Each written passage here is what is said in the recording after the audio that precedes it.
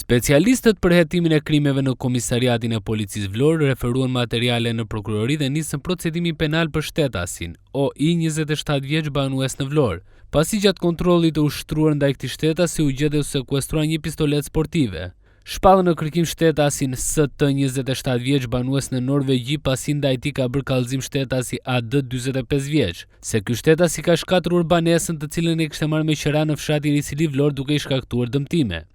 Po këta specialistë referuan materialet për vlerësim pasi në datën 5 i pari 2026 në fshatin Babic e Vogël janë konfliktuar me fjalë për motive të dobta shtetasit KQ 54 vjeç dhe AS 32 vjeç banues në Vlorë.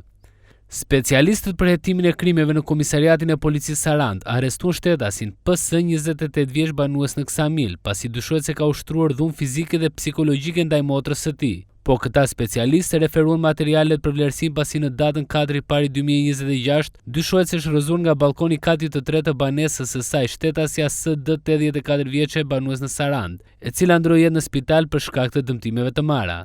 Materialet ju referuan prokurorisë për veprime të mëtejshme.